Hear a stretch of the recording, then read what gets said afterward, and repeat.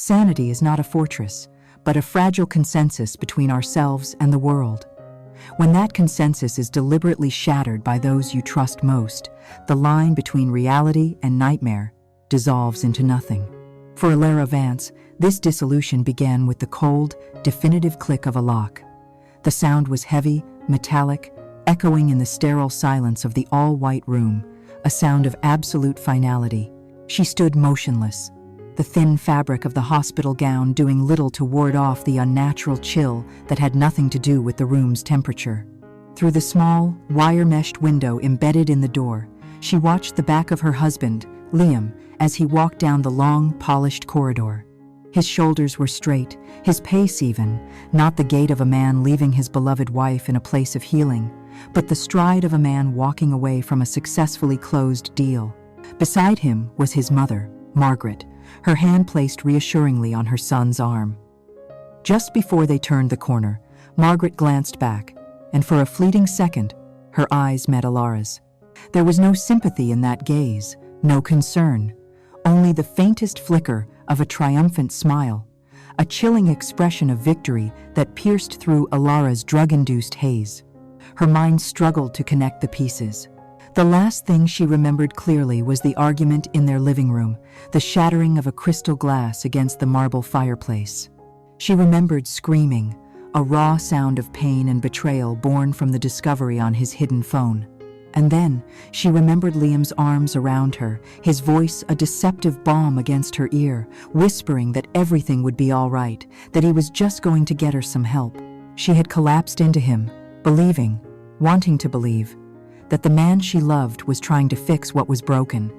But the help he had promised was this room, this silence, the lingering sting of a needle in her arm, a piece of paper she'd glimpsed on a clipboard, bearing her name next to the words, acute psychotic disorder.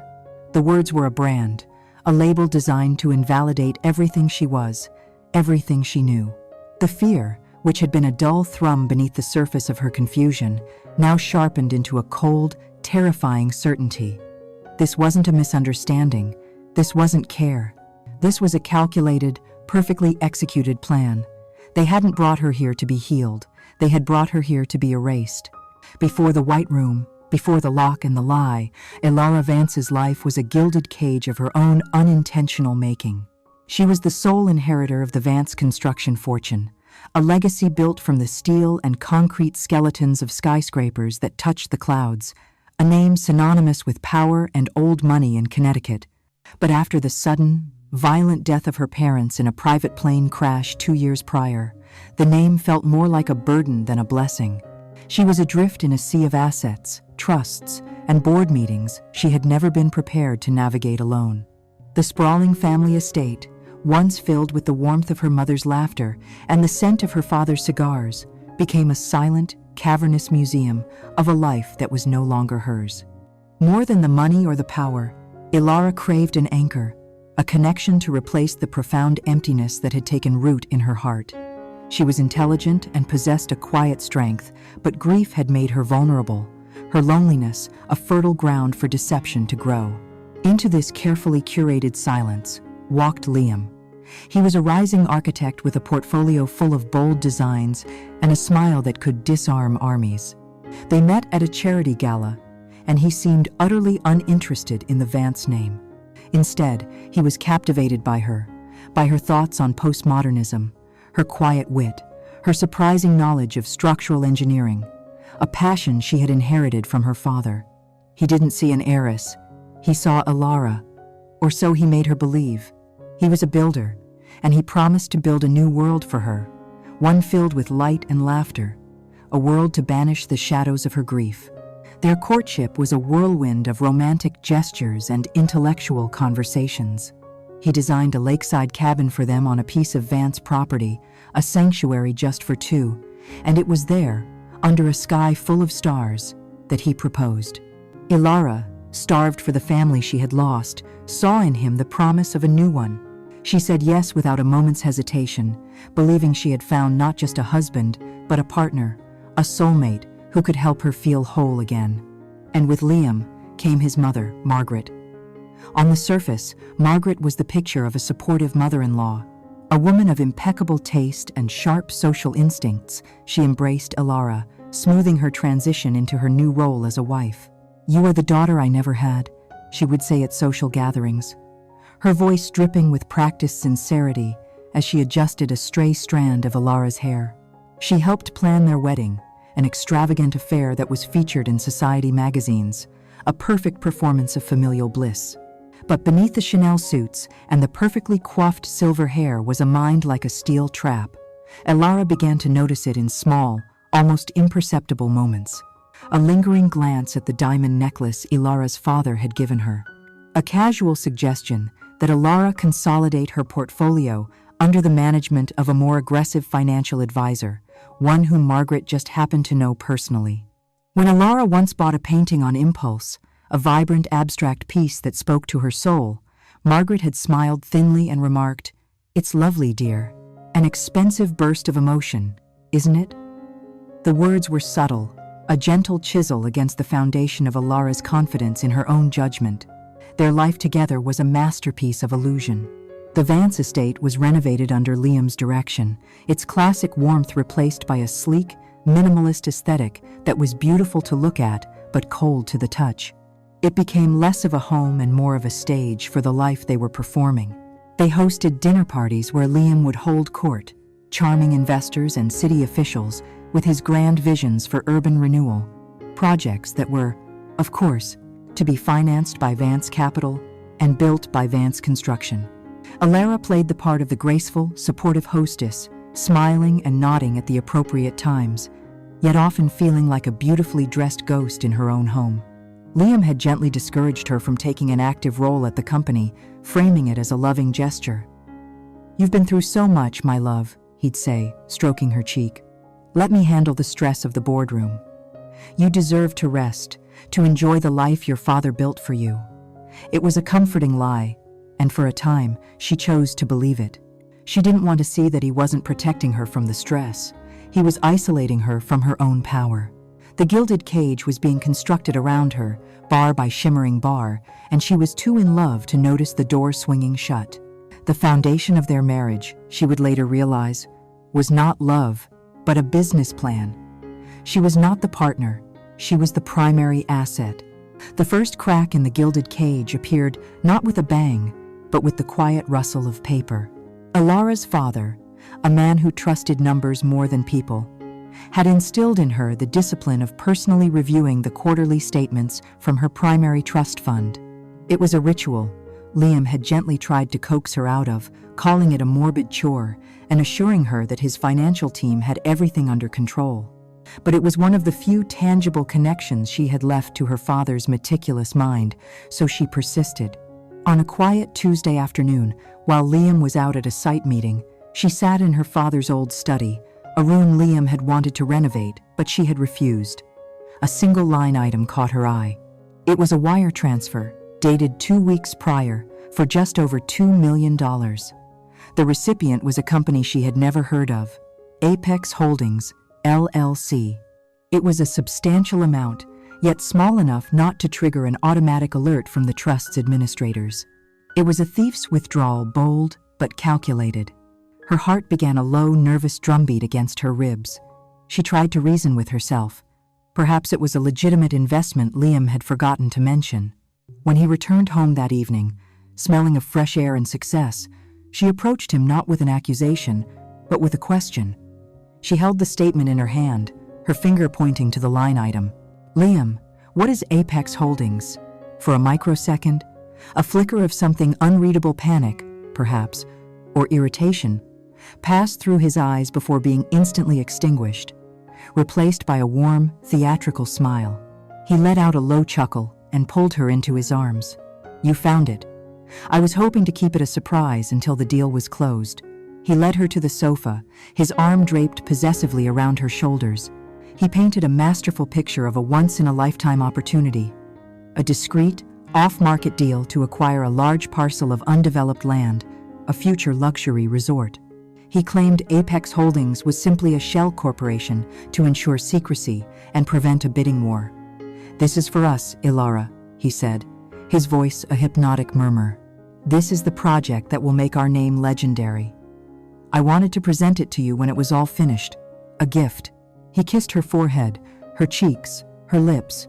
His affection, a silken blanket designed to smother her doubts. He made her feel foolish for her suspicion, her careful diligence reframed as a lack of trust.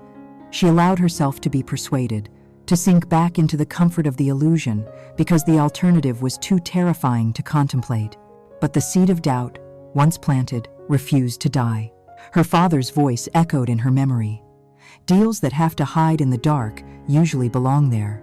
The generic name of the company, the perfect smoothness of Liam's explanation, it all felt too polished, too neat. The unease festered within her for days, a cold spot in the warmth of their life. The true serpent revealed itself on a Saturday. Liam had gone for his usual long run, a 10-mile trek through the surrounding countryside. Ilara was tidying his walk-in closet, a task she rarely undertook, when a small, unfamiliar leather bag fell from the top shelf. Inside, nestled amongst some old workout gear, was a second phone. A sleek, black burner phone. Her blood ran cold. The immediate, conventional fear seized her. He was having an affair. With trembling hands, she powered it on. It was unlocked. There were only 2 message threads. No secret lover's name, no torrid exchanges. The truth was infinitely more monstrous. The first thread was with a contact saved only as M. Margaret. Her stomach clenched as she read. The messages were cold, clinical, a series of directives and reports. The transfer is complete. She hasn't mentioned it yet. Keep her distracted this weekend. The Thompson Gala is the perfect opportunity. Her lawyers called about the annual review. Stall them. This was not a conversation between a mother and son. It was a conspiracy between 2 business partners discussing the liquidation of an asset, and that asset was her. The second thread was what shattered her soul. The contact was C. Clara, her cousin, her confidant, the woman who had held her as she wept after her parents' funeral. Ilara scrolled upwards, her vision blurring with tears as she read months of casual, daily betrayals. Clara's texts were reports from the inside. "She's feeling lonely today. Told her you were working hard to build a future for you both. She loved that. She mentioned her father's warnings about risky investments. I told her he was just old-fashioned and that she should trust your vision. We spoke for an hour tonight. She's worried she's not strong enough to run the company. She thinks she needs you. It's working." Every vulnerability Ilara had ever shared with her cousin had been weaponized, every secret fear twisted into a tool for her own undoing. Clara hadn't been a shoulder to cry on. She had been a spy, cataloging Ilara's weaknesses for the enemy. Then, she saw the final exchange, sent just the day after Liam had so lovingly explained away her fears about the Apex transaction. It was from Liam to Margaret. The words on the screen seemed to burn themselves into her mind, a brand of absolute betrayal. She questioned the transfer. "I handled it, but she's getting suspicious. The timeline needs to accelerate." Margaret's reply was swift and cold. "I agree. The legal framework is ready. Have you confirmed with the medical contact?" And then Liam's final, soul-destroying message, the serpent's kiss that sealed her fate. "Standby is confirmed." We have more than enough behavioral anecdotes from Clara. Time to officially neutralize her legal capacity. Ilara dropped the phone as if it were white-hot. It clattered on the polished hardwood floor, the sound unnaturally loud in the silent room. This was never about an affair. This was never just about stealing her money. This was a hostile takeover of her entire life, and the people she loved most were the architects of her destruction. The gilded cage was no longer a metaphor. It was her future, and they were already forging the key. Knowledge is a double-edged sword. In one moment, it is the light that cuts through the fog of deception. In the next, it is a terrible burden, a secret that must be carried in silence behind enemy lines.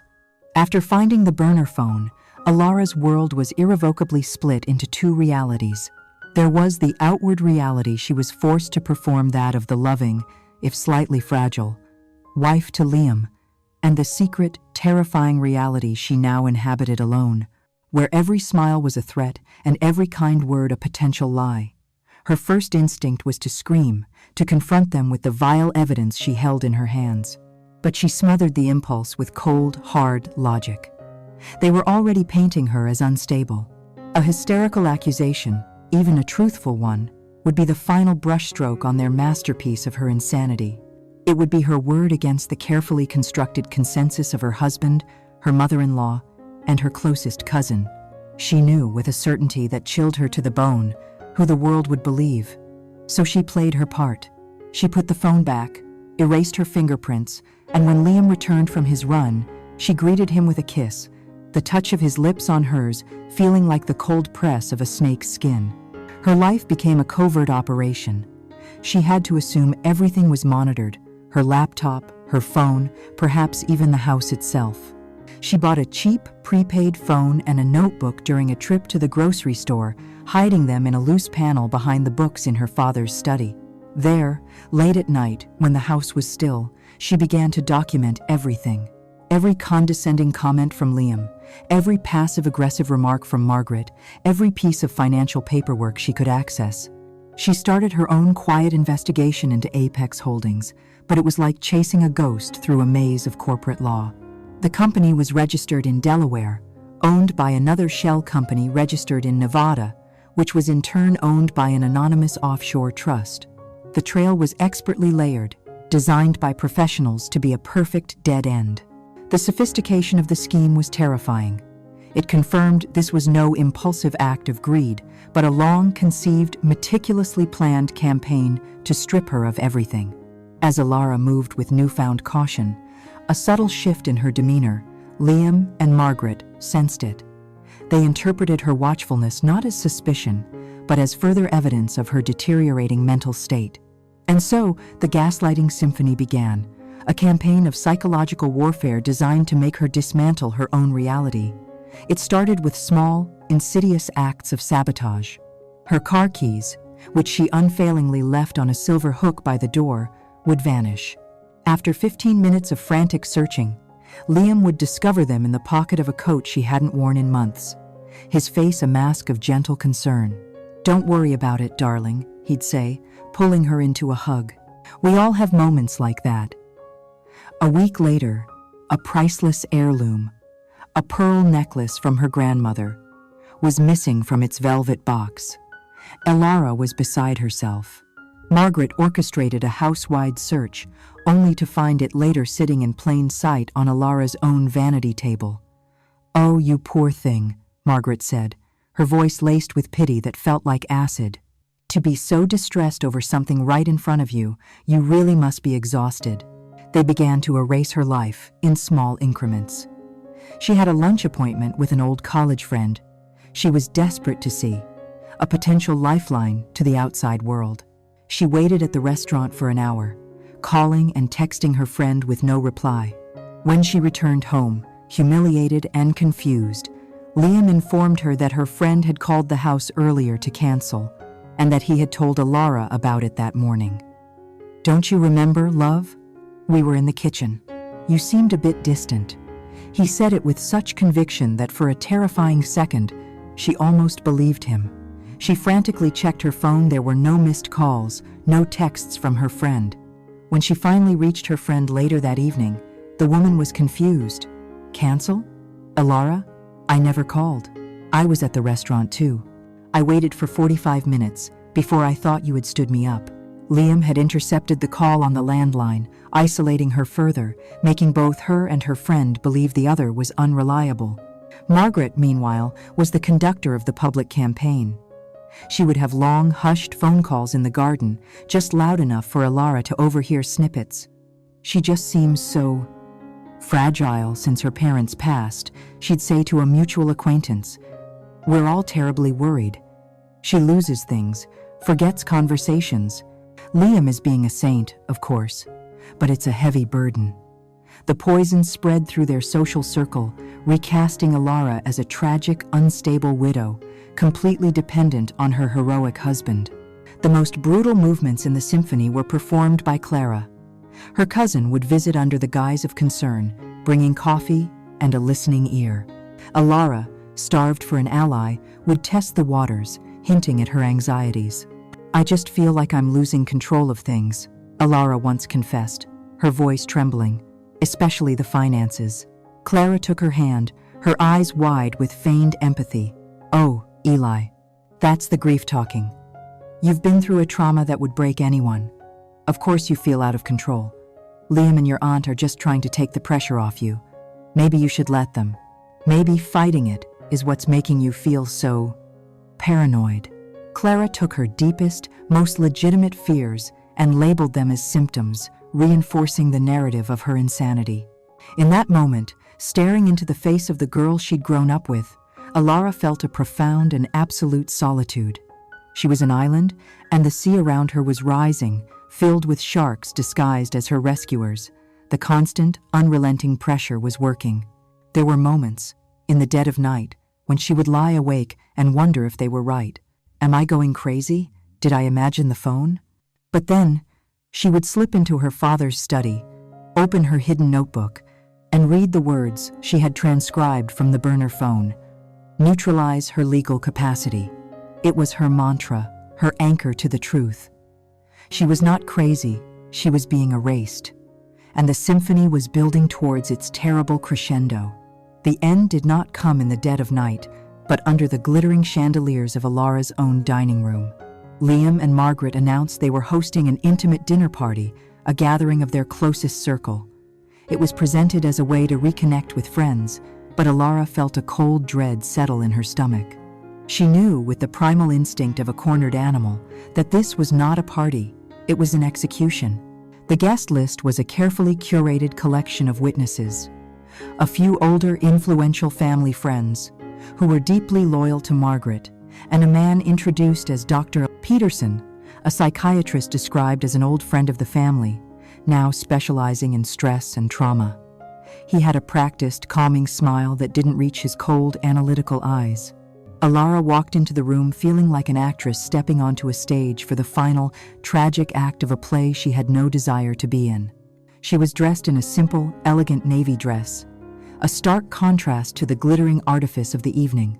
The first hour was a masterpiece of tension. The conversation was light, flowing around Alara like a river around a stone. They talked of stocks, of politics, of summer travel plans.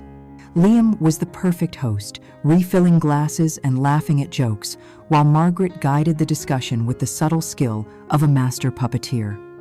All the while, Alara could feel Dr. Peterson's gaze on her, observing, assessing, not as a friend, but as a diagnostician looking for a symptom. The ambush began over dessert. With a sigh of theatrical gravity, Margaret set down her fork and looked around the table. On a more serious family note, she began, her voice pitched with concern. "Liam and I have been forced to make a difficult but necessary decision about the old Vance property on the coast." Alara's blood ran cold. She wasn't talking about just any property. It was the house Alara had grown up in, the sprawling, sun-bleached beach house where every doorway held a measurement of her height. Every room echoed with the memory of her parents' voices. It was the one piece of her past she considered sacred. Liam picked up the thread seamlessly, his tone practical and dismissive of any sentiment. "The upkeep is a fortune, and frankly, it's an underutilized asset. We've had a magnificent offer from a hotel developer. A truly incredible number." He named a figure, a string of meaningless millions. They plan to tear down the old structure, of course, build a modern luxury resort. They spoke of it as if she were not there. They were discussing the vivisection of her heart, the bulldozing of her soul, and they framed it as a prudent financial strategy. Clara, seated next to her, placed a hand on her arm. "Think of it as a new beginning, Eli," she whispered, her betrayal delivered with a gentle squeeze. Letting go of the past can be so freeing. That was the moment the dam of Alara's carefully constructed composure finally broke. The weeks of being undermined, lied to, and psychologically tortured, combined with this ultimate callous desecration of her parents' memory, erupted in a wave of pure, unadulterated rage. She stood up so abruptly that her chair scraped loudly against the floor. "No," she said, her voice low and trembling, yet carrying across the suddenly silent table. "You will not sell my parents' home. You will not erase them." Liam started to speak, his usual placating tone ready, but she cut him off. "You have taken everything else, but you will not take that." Her gaze swept across their faces. Liam's feigned concern, Margaret's cold satisfaction, Clara's crocodile tears. "This is what you wanted, isn't it?" she cried, her voice rising. "All of you, to push me until I finally break." In that moment, she didn't care about the act anymore. She pointed a shaking finger at the doctor.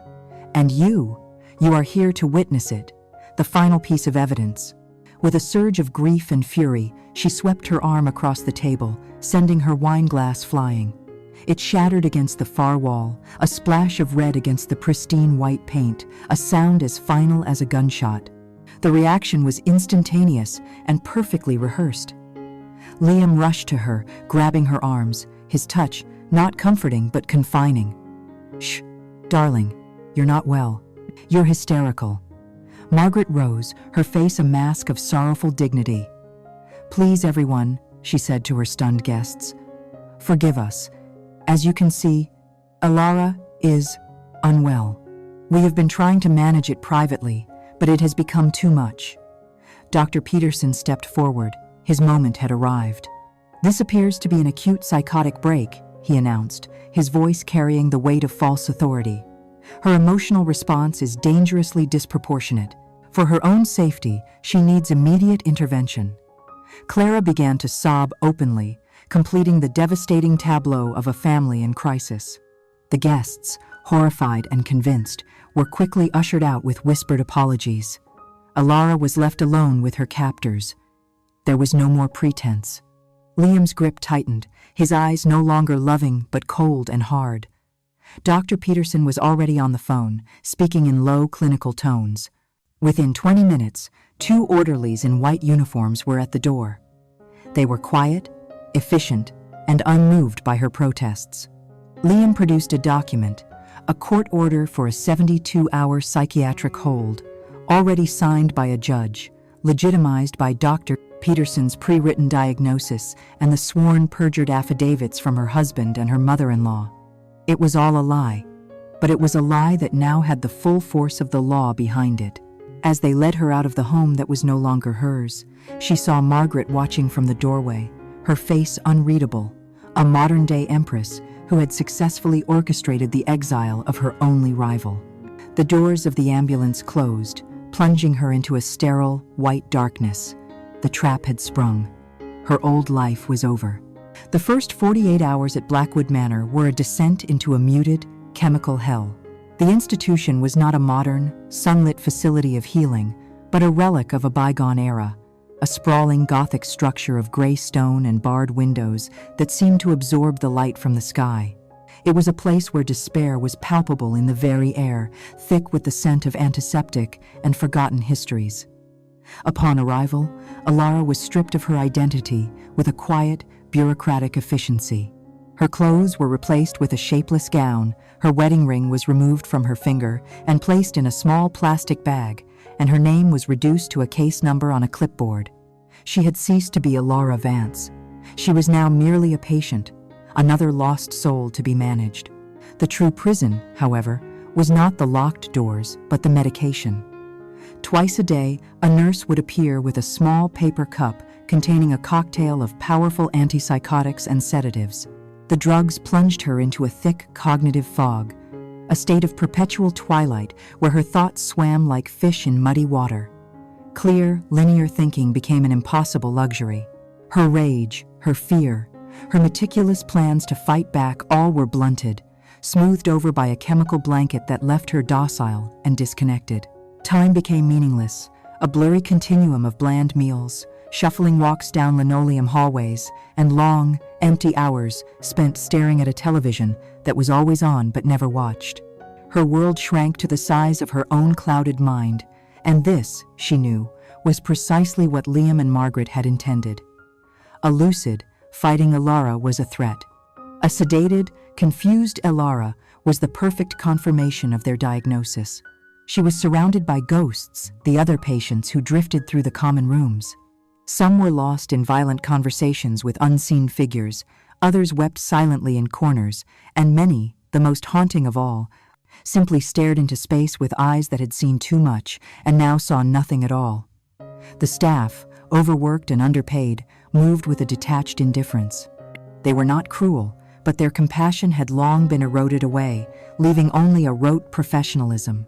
They administered pills, checked boxes on charts, and broke up the occasional fight, their faces weary and impassive. In this abyss of hopelessness, Alara felt her spirit begin to fray. She feared that if she stayed here long enough, she too would become one of the ghosts, her fight extinguished, her truth forgotten, her mind permanently lost in the fog. It was during a rare moment of fleeting clarity, in the hour before her evening medication was due, that she first truly noticed him. Dr. Alistair Finch. He was not on the admitting staff and had none of the pompous authority of the corrupt Dr. Peterson. He was younger, perhaps in his mid-30s, with quiet, observant eyes that seemed to miss nothing. Unlike the other staff who hurried through their routines, Dr. Finch would often stand in the periphery of the common room or the bleak, manicured garden, simply watching.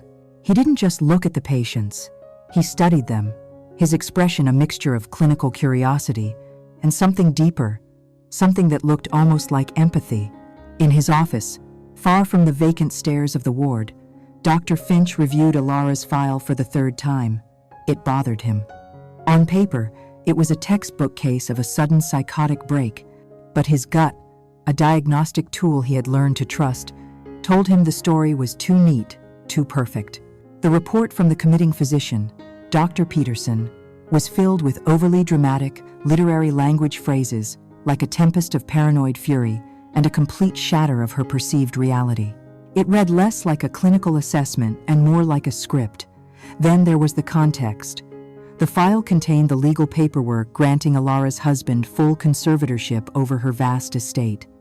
To Dr. Finch, who had seen families try to dispose of inconvenient, wealthy relatives before, the motive was a glaring, pulsating red flag. He had built a career on understanding the complexities of the human mind, and he knew that its most dangerous and destructive tendencies were often rooted not in madness, but in greed. He began to observe Alara with a specific purpose. He saw the way she recoiled from the touch of the orderlies, the flicker of defiance in her eyes before the sedatives took hold. He watched her one afternoon in the garden. She was tracing the veins on a fallen leaf with her finger, her focus absolute. When she looked up, and their eyes met across the lawn, he saw no psychosis. He saw intelligence. He saw a profound, simmering anger. He saw a prisoner, trapped behind the bars of a false diagnosis. He decided to conduct a small experiment. Approaching her as she sat by a window, he kept his voice low and casual. "Mrs. Vance," he began, ignoring the startled look she gave him, "your file says you have a background in architectural history. I've always found the buttresses on this building's chapel to be fascinating. They seem almost performative, don't you think?" The question hung in the air, a line cast into the murky depths of her medicated mind. Her response was slow, her words slightly slurred, but her thoughts were crystal clear. "They're false buttresses," she said, her voice raspy from disuse. "They provide no structural support. They were added a century after the chapel was built, just for show, to make it look grander than it was." She looked at him then, and for a second, the fog in her eyes cleared. A beautiful lie, holding up nothing. The double meaning was unmistakable. She wasn't just talking about the building. In that moment, Dr. Finch made his decision. That night, long after the day staff had gone home, he went to the nurse's station. He pulled Alara's chart. "Patient Vance is showing signs of an adverse reaction to the current dosage," he said calmly to the night nurse, his voice a mask of clinical authority. "Let's dial back the risperidone by 20%. I want to monitor her baseline cognitive function without so much sedative interference." The nurse, accustomed to following doctor's orders, nodded and made the change. It was a gross violation of the treatment plan dictated by her family's chosen doctor, a risk to his career, but it was a necessary one. In the silent, sterile dispensary, under the cold fluorescent lights, Dr. Alistair Finch had just chosen his side. For Alara, asleep in her room and lost in a chemical dream, a single, unseen glimmer of hope had just been ignited in the abyss. The reduction in medication was not a sudden floodgate opening, but a slow, creeping dawn after a long artificial night. Over the course of several days, the thick chemical fog in Alara's mind began to recede, thinning into a manageable haze. Colors seemed sharper, the drab gray walls of Blackwood Manor taking on a more defined, oppressive texture.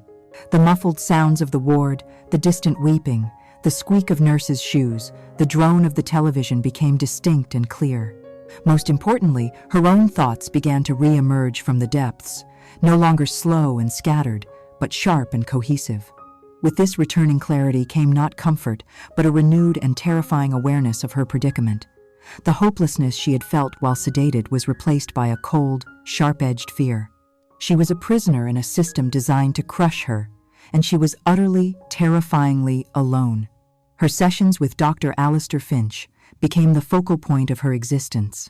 In their first few meetings after her dosage was lowered, she remained cautious, a careful observer behind a mask of polite, medicated compliance. She answered his questions about her childhood and her feelings of grief with simple, textbook answers, all the while studying him, searching for any sign that he was part of the conspiracy. But she found none. Unlike the other staff, he never treated her as though she were broken. He listened with an unnerving stillness, and his questions were always aimed at understanding, not judging. He was the only person who had looked at her and seen a human being. She knew she had to make a choice. To remain silent was to slowly petrify in this place, to let their lies become her reality.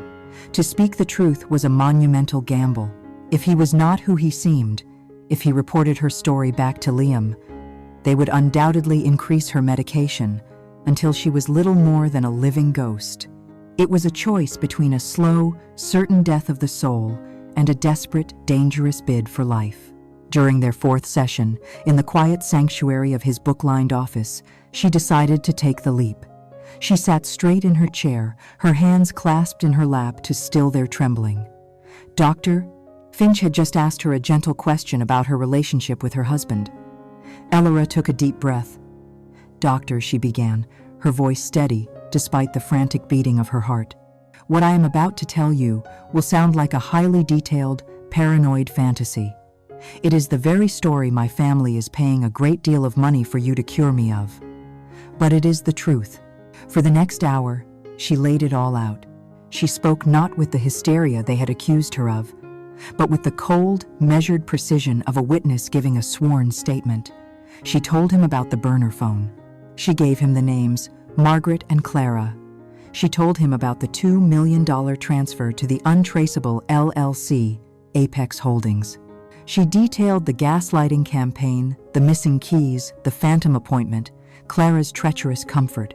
And then, she delivered the final damning piece of evidence, the phrase she had seared into her memory. Liam's last message to his mother was this: time to officially neutralize her legal capacity. Throughout her entire account, Dr. Finch did not interrupt.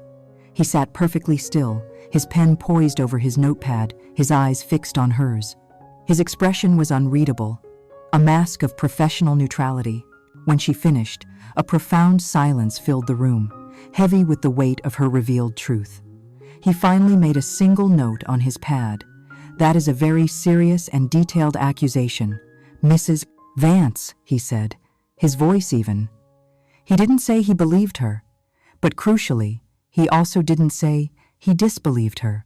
The existence of this Apex Holdings and the professional reputation of your committing physician, Dr. Peterson, are things that can, in theory, be verified.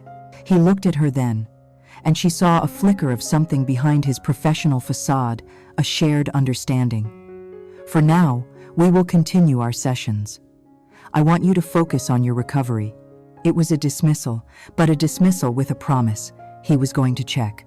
That night, Dr. Finch sat in his locked office, the glow of his computer screen casting long shadows on the wall. His first search for Apex Holdings, LLC, yielded the same results Alara had found. A corporate ghost, a series of legal firewalls designed to be impenetrable. This, paradoxically, lent credibility to her story. It was too complex, too professionally obscured for a patient in the throes of a supposed psychotic break to have fabricated. Next, he turned his attention to Dr. Martin Peterson. He didn't use a search engine for this. He picked up his personal cell phone and called a mentor from his past, a professor of medical ethics at Johns Hopkins. "Arthur, it's Alistair Finch," he began. "I have a question for you, entirely off the record. What's the word on a psychiatrist out of Connecticut, a Martin Peterson?" The old professor on the other end of the line gave a dry, humorless laugh. "Martin Peterson? We have a name for doctors like him. Alistair, cash for crisis. He's a pen for hire, got a reputation that stretches for miles. If a wealthy family needs a legal problem to disappear into a medical one, Peterson's the man they call. His reports are airtight, and he's never lost a commitment hearing. Why do you ask?" Dr. Finch felt a cold certainty settle over him. "No reason, Arthur," he said. "Just a name that crossed my desk. Thank you." The next day, during their scheduled session, the dynamic in the room had fundamentally changed. Dr. Finch closed the door and for the first time turned the small lock. He sat opposite Alara, not behind his desk, but in the chair next to hers. "Alara," he said, using her first name for the first time.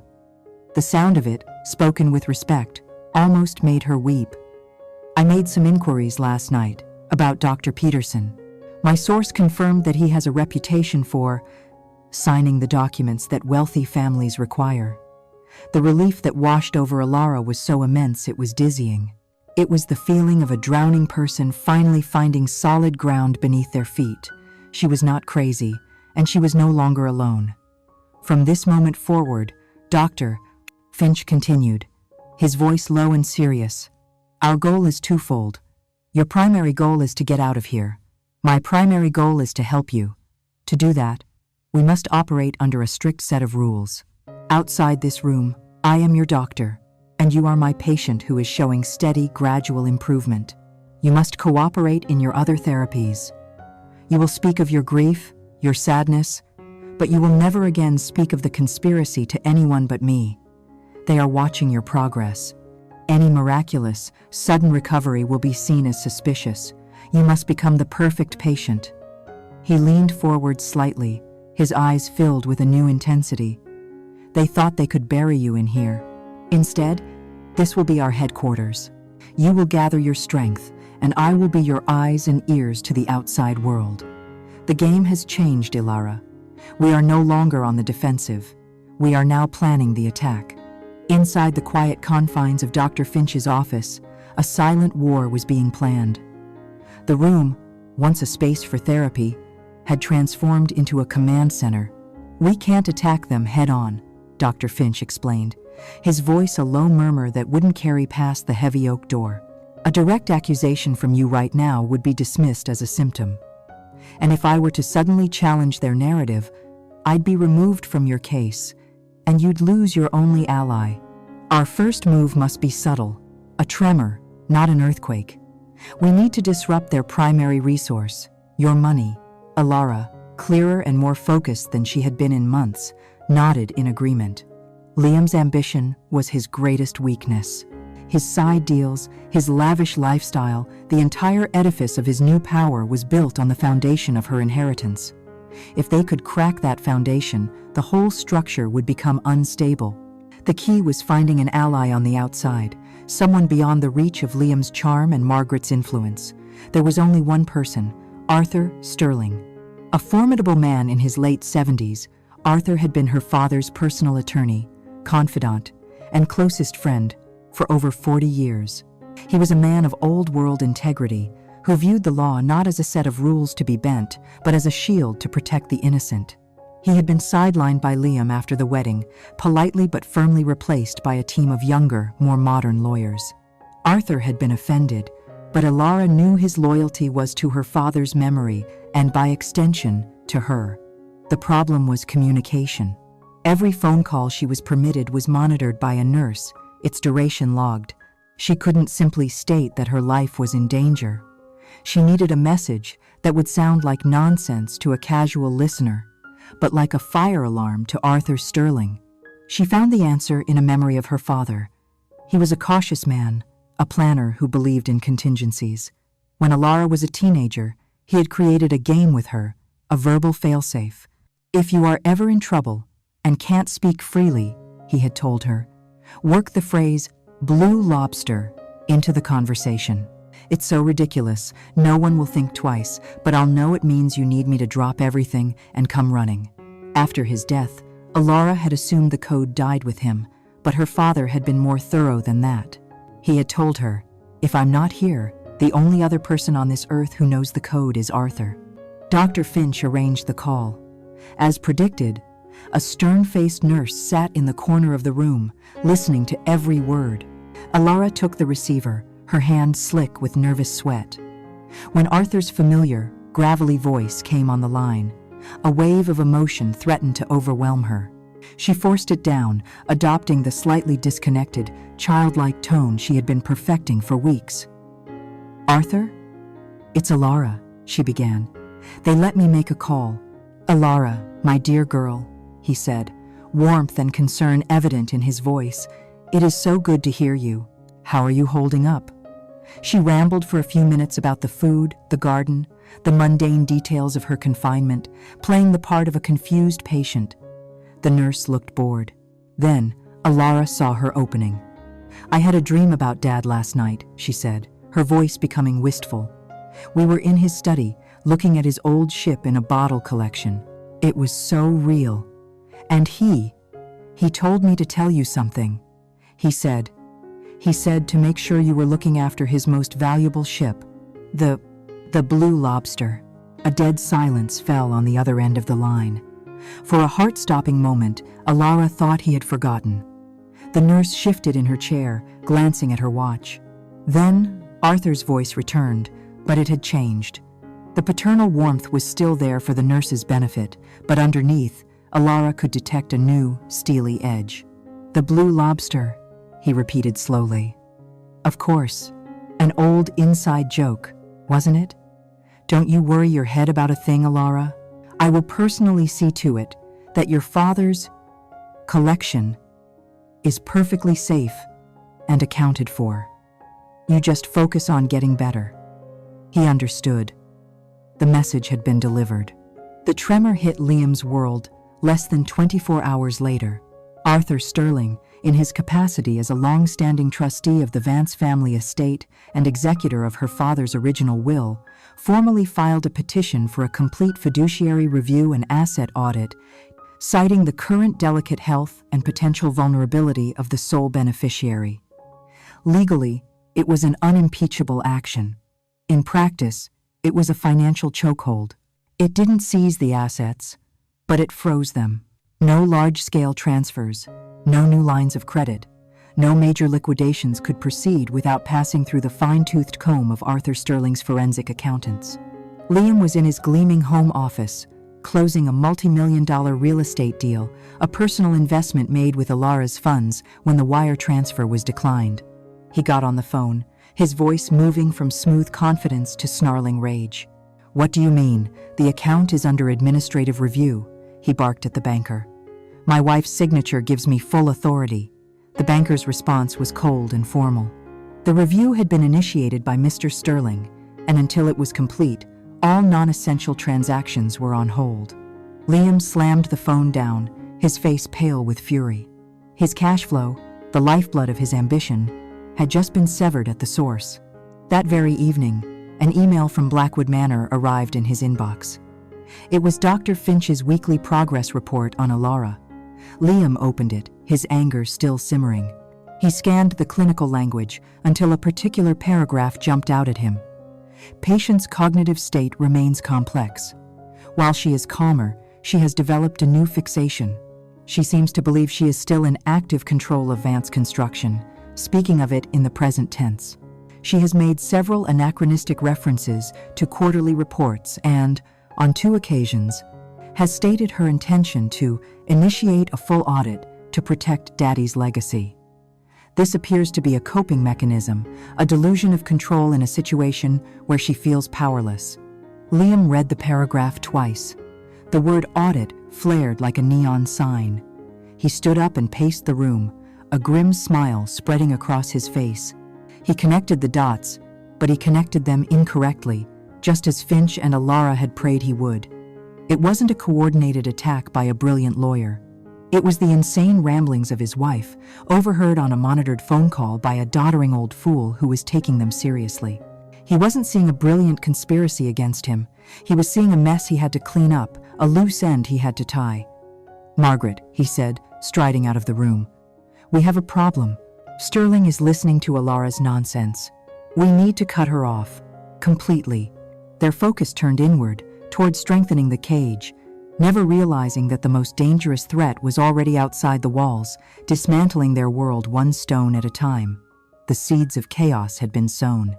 The financial audit that Arthur Sterling had initiated was not a quick procedure.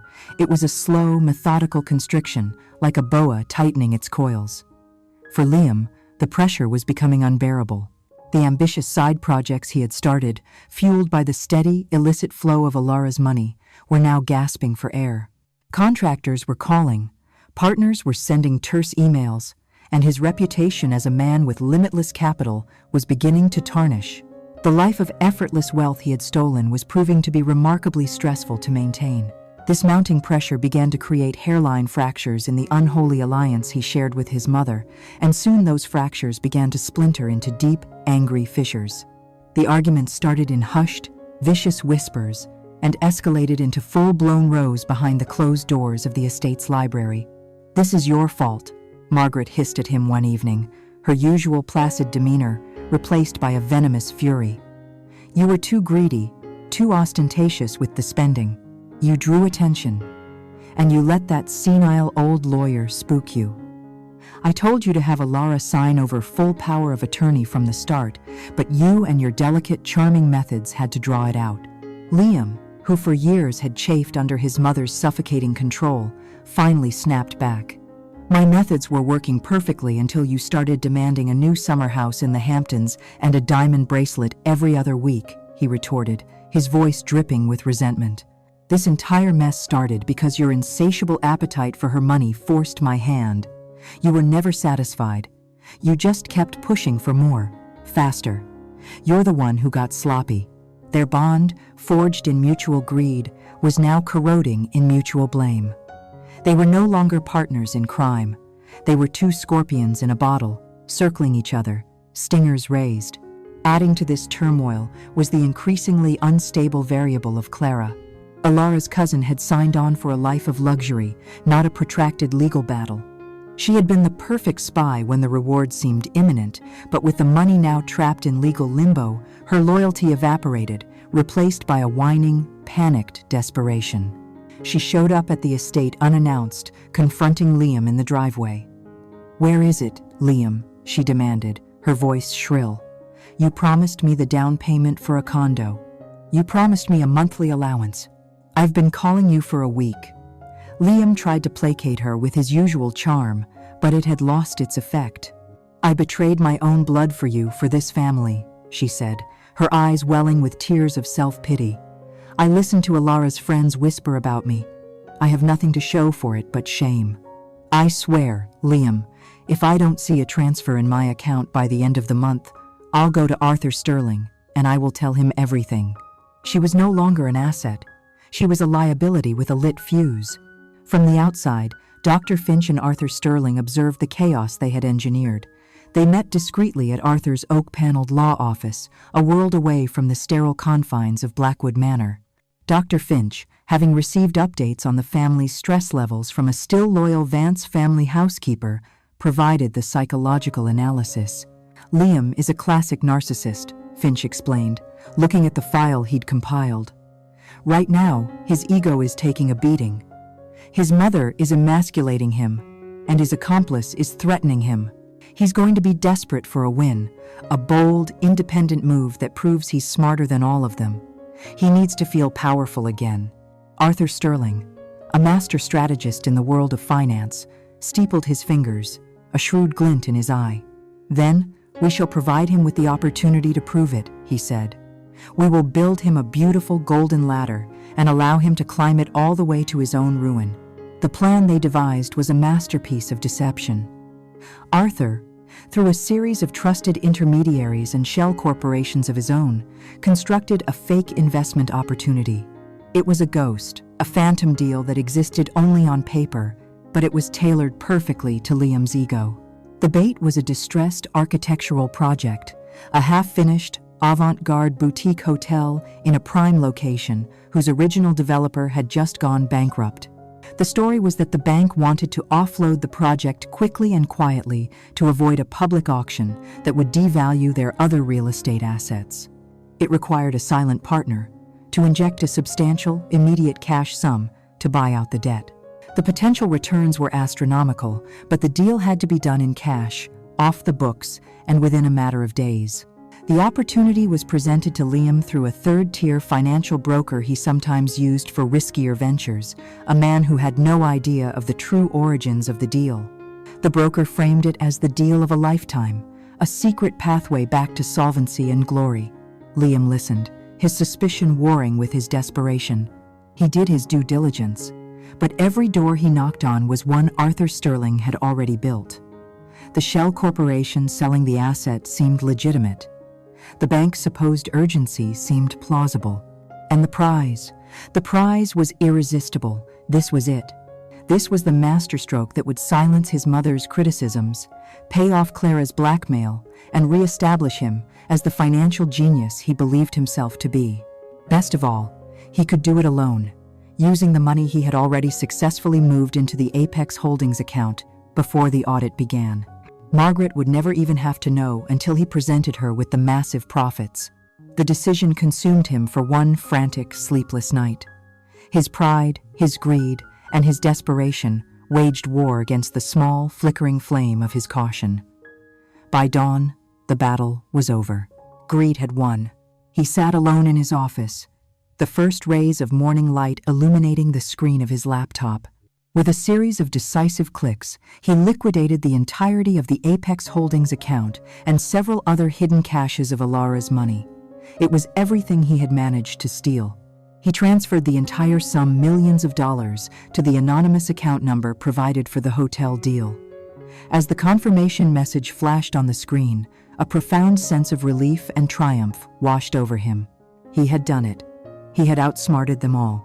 He leaned back in his chair, a victorious smile on his face, completely unaware that the money had just been routed through a complex web of accounts before finally settling in a trust, newly established and managed by Arthur Sterling in the name of its one true owner, Alara Vance. The serpent, in its frantic hunger to escape the trap, had just willingly and completely devoured its own tail. The invitation, when it came, was cloaked in the sterile language of medical bureaucracy. Dr. Finch formally requested a family conference to be held in the main boardroom at Blackwood Manor. The stated purpose was to discuss Alara's marked improvement and to collaboratively outline a potential long-term care and rehabilitation strategy. To Liam and Margaret, the email was a validation of their success. Alara was improving, meaning she was becoming more docile, more accepting of her new reality. The conference was merely a formality to ensure she remained under their legal and financial control. Liam, secretly euphoric from the massive investment he believed would soon make him a legend, saw it as a tedious but necessary bit of paperwork. He agreed immediately, his reply to Dr. Finch exuding the magnanimous concern of a devoted husband. He then called Clara, his voice leaving no room for argument. "Be at Blackwood on Friday at 10. Wear something conservative. We need to present a united, caring front." They arrived on Friday morning, a portrait of sober familial duty. Liam, in a perfectly tailored suit. Margaret, exuding quiet dignity and charcoal gray pearls. And a pale, nervous Clara, clutching her handbag like a shield. They were led not to a small, comfortable meeting room, but to the imposing, wood-paneled boardroom reserved for the trustees of the institution. The first jolt of unease struck them when they saw who was already seated at the long, polished table. It was not just Dr. Finch. Beside him sat Arthur Sterling, his face as grim and unyielding as a granite tombstone, a thick, leather-bound portfolio placed squarely in front of him. And flanking Arthur were two other people who made Liam's blood run cold. Robert Caldwell, the silver-haired, fiercely loyal chief operating officer of Vance Construction and her father's most trusted friend, and Eleanor Vance, a distant cousin, the formidable head of the company's audit committee. This was not a medical review. This was an ambush. Before they could fully process the gravity of the situation, the door opened one last time. Dr. Finch entered, and holding the door for the person behind him was Alara. The sight of her was a physical shock. Gone was the pale, listless patient in a drab hospital gown. The woman who entered the room was dressed in a sharp, navy blue sheath dress that Arthur had brought for her that morning. Her hair was styled, her makeup was flawless, and her eyes, the eyes they had last seen clouded with medication and despair, were now perfectly clear, intelligent, and blazing with a cold, controlled fire. She moved with a silent, regal confidence they had never seen in her before. She took her place not in a patient's chair against the wall, but at the empty seat at the head of the table. She looked at her husband, her mother-in-law, and her cousin, and for the first time in months, they were the ones who were trapped. "Thank you all for coming," Alara began, her voice calm and devoid of emotion, as if she were opening a standard quarterly meeting. "I've called this meeting because it appears there have been some profound misunderstandings regarding my health, and more pressingly, the management of my estate. I believe it is time to clear them up." She nodded crisply to her lawyer. Arthur Sterling opened his portfolio. "Let's begin with the financial component," he said, his voice resonating with authority. He proceeded to methodically, clinically, detail the paper trail of their theft. He presented documents showing the unauthorized creation of Apex Holdings, LLC. He produced bank statements tracing the $2 million transfer from Alara's trust. Then, he delivered the first killing blow. And finally, he said, pushing a final summary across the table, "We have the wire confirmation from 3 days ago, showing the complete liquidation of the Apex account into a Cayman Islands entity known as Phoenix Architectural Ventures. This entity was, of course, a shell corporation established by my firm." He paused, letting the information sink in. "I am pleased to announce that 100% of Mrs. Vance's stolen funds have been successfully recovered." Liam's face went white. The color drained from his cheeks, his mouth falling slightly agape as the reality of his masterstroke investment crashed down upon him. He had not bought a hotel. He had delivered all of his stolen goods directly back to his victim. Before he could speak, Alara nodded to Dr. Finch. "On the matter of my health," the doctor began, after extensive observation under a controlled, reduced medication regimen, "I have prepared a full psychiatric reevaluation." He distributed copies of his report. "My findings conclude that Alara Vance shows no clinical signs of psychosis, paranoia, or any other condition that would warrant involuntary commitment. She was, however, the clear victim of a malicious, sustained campaign of psychological abuse, commonly known as gaslighting, intended to induce emotional distress and confusion." He looked directly at Liam and Margaret. "A campaign designed to fraudulently create the appearance of mental instability for financial gain. I have already filed a formal complaint against Dr. Martin Peterson with the State Medical Board for gross ethical violations and malpractice." This was the moment Alara had been waiting for. This was her moment. "Of course," she said, her voice cutting through the stunned silence, "medical opinions and financial charts can be disputed. So I thought it best to bring something more definitive."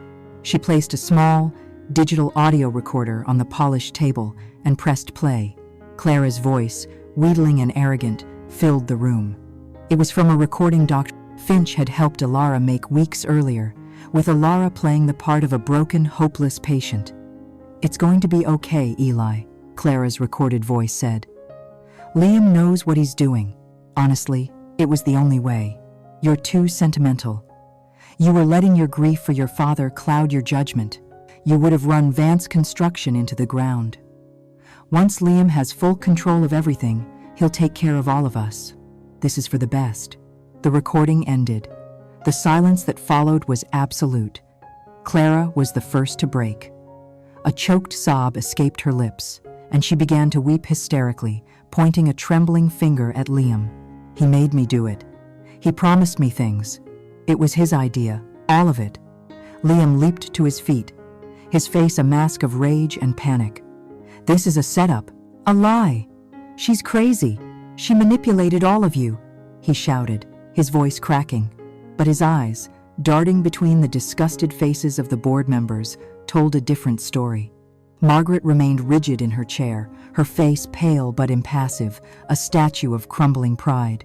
She held her composure, until Robert Caldwell, the man who had worked alongside Alara's father for 30 years, looked at her with an expression of pure, undiluted contempt.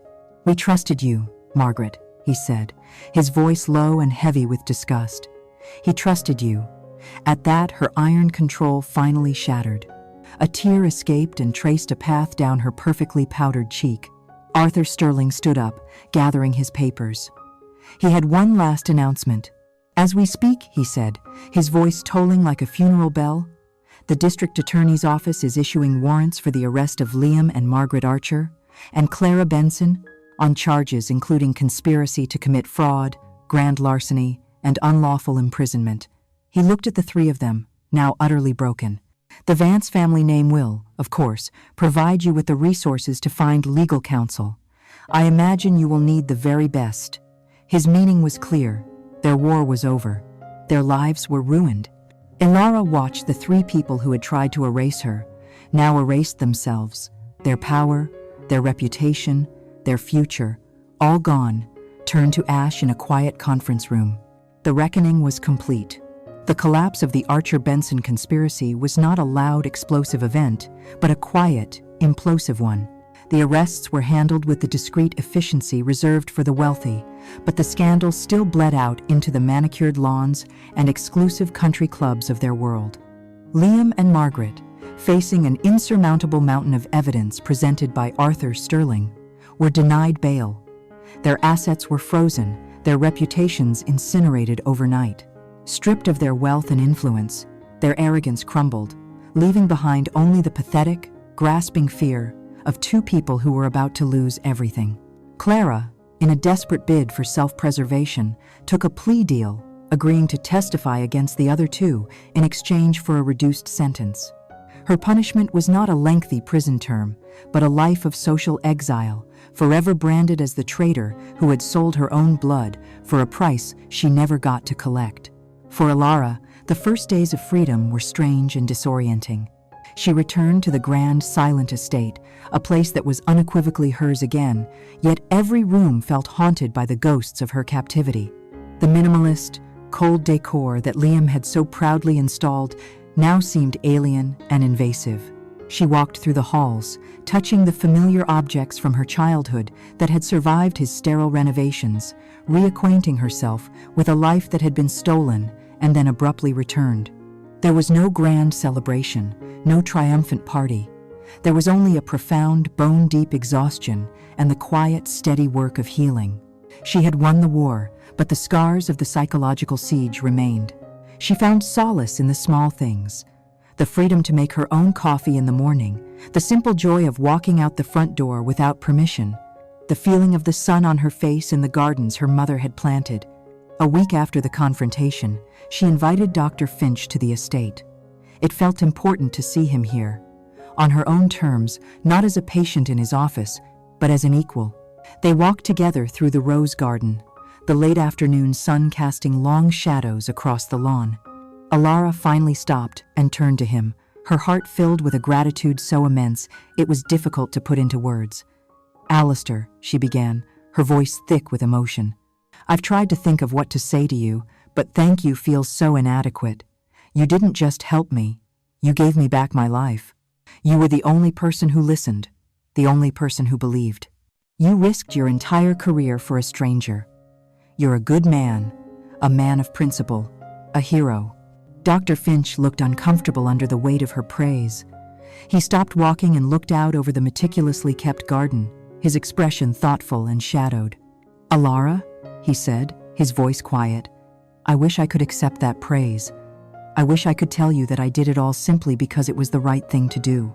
He turned to face her, his eyes holding a depth of history she had never seen before. "But my motives weren't entirely altruistic. Our meeting at Blackwood, it wasn't a coincidence." Alara felt a flicker of confusion. "What do you mean?" she asked. "My full name is Alistair Finch," he said. "My father was Thomas Finch. Does that name mean anything to you?" Alara searched her memory. The name was familiar, from stories her own father used to tell about the early days of his company. Thomas Finch, she repeated slowly. He was my father's first business partner, and Liam's father's partner too. My dad said he was a brilliant engineer. He was, Alistair said, a note of old pain in his voice. And he was an honest man, which is why he was no match for Edward Archer, Liam's father. The three of them started a small engineering firm together. My father was the inventor, your father was the builder, and Edward Archer was the money man. But Edward was also a predator. Over the course of 5 years, he systematically falsified financial records, secretly filed patents for my father's inventions under his own name, and leveraged the company into a mountain of debt, all while funneling the profits into his own accounts. By the time my father discovered the betrayal, it was too late. Edward forced him out, leaving him ruined, bankrupt, and publicly disgraced. Your father, to his credit, was horrified and broke off his partnership with Archer immediately, starting Vance Construction on his own. But the damage was done. My father lost everything. 6 months later, he died of a massive heart attack. The doctors said it was stress. I say it was a broken heart. Ilara stood in stunned silence, the beautiful garden around her fading into the background. I was a teenager when it happened, Alistair continued, his voice steady but heavy, and I made a promise to myself that I would understand what makes men like Edward Archer tick. It's what led me into psychiatry. I followed the Archer family from a distance for years.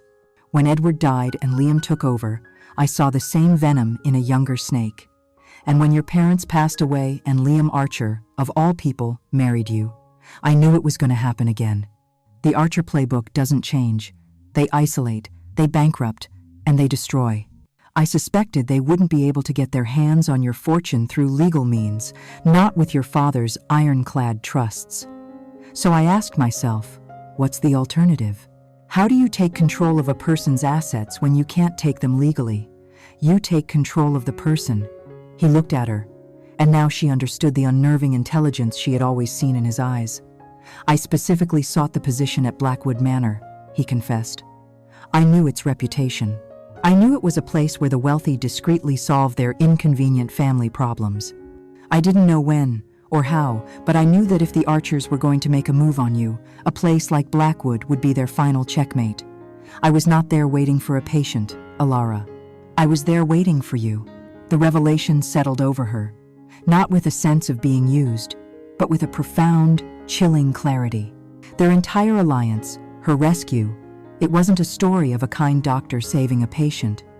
It was the convergence of two histories, the final chapter in a story of betrayal that had begun a generation before. His skepticism of her file wasn't just good intuition, it was informed by a lifetime of knowing exactly who his enemies were. So, she said softly, the pieces clicking into place. This wasn't a rescue. No, Alistair replied, a grim finality in his voice. It was justice. Your battle provided the field on which I could finally finish my father's war. They stood together in the fading light, no longer just a doctor and his former patient, but two survivors of the same legacy, their lives forever bound by the sins of their fathers and the shared, bitter taste of justice finally served. Alistair's confession did not shatter the fragile peace Alara had found. Instead, it solidified it, transforming the random chaos of her suffering into something with history, with weight, with a terrible and profound meaning. Standing there in the fading sunlight, she did not feel like a pawn in his long game of vengeance. She felt, for the first time, a sense of profound connection, a realization that the roots of her ordeal ran deeper than she could have ever imagined, intertwined with the roots of his own tragedy. They were two branches of two different trees, poisoned by the same toxic soil of the Archer family's greed. His fight was her fight, and her victory was, in a small but significant way, a posthumous victory for his father, Thomas Finch. It was a strange and somber comfort, a realization that her survival was not just her own, but an act of multi-generational justice. Their alliance had not been a coincidence of circumstance, but a convergence of destinies, a debt of history finally being paid. In the months that followed, a new Ilara Vance emerged from the ashes of the old. She did not sell the estate, but she remade it in her own image, purging the cold, minimalist aesthetic of Liam's influence and filling the rooms once more with the warmth and character she remembered from her childhood. She stepped into the role of CEO at Vance Construction, not with the hesitation she once felt, but with a quiet, unshakable authority that commanded immediate respect. The board members, who had witnessed her day of reckoning, saw in her not the fragile heiress, but the true daughter of her brilliant father, forged into something stronger by the fires of her betrayal. She was decisive, intuitive, and utterly uncompromising when it came to integrity. One of her first acts as CEO was to create the Thomas Finch Grant for Ethical Innovation, a multi-million-dollar fund dedicated to supporting young engineers, ensuring the name of Alistair's father would forever be associated with the constructive brilliance the Archers had tried to erase. It was a gesture that needed no words between her and Alistair, a quiet acknowledgement of their shared history and a final closing of a painful chapter for them both. Liam and Margaret were sentenced to over a decade in federal prison, their names now a whispered cautionary tale among the elite they had once so desperately courted. Their world of luxury and power had been a house of cards, and a single gust of truth had blown it all away. Elara rarely thought of them anymore. They were ghosts, specters from a life that felt like it belonged to someone else. Her focus was on the future, on building, not demolishing. One evening, she stood alone in the vast corner office that had once been her father's, looking out at the glittering skyline of a city her family had helped build. She thought of the darkness of Blackwood Manor, of the crushing weight of the lies, of the absolute solitude of being told you were insane by everyone you loved. They had taken everything from her, her freedom, her trust, her very sense of reality, and they had buried her under the suffocating earth of their conspiracy. They had left her for dead in the cold, silent darkness, but they had made a fatal miscalculation. They failed to understand the nature of what they were trying to destroy. She placed a hand on the cool glass of the window, the city lights reflecting in her eyes like a constellation of possibilities. A small, knowing smile touched her lips, as the ultimate truth of her journey settled in her heart, a single, powerful thought that defined everything she had endured and everything she had become. They thought they were burying me. They didn't know I was a seed. Justice, you see, has a long memory. And vengeance, sometimes, is simply justice that has been forced to wait. Never underestimate the silence of a person who has endured for too long, for in that silence, roots are growing, strength is gathering, and a reckoning is waiting for the perfect moment to break through the surface. Thank you for listening to the story of Elara Vance. Join us next time when we will open another file and explore the intricate, often dangerous,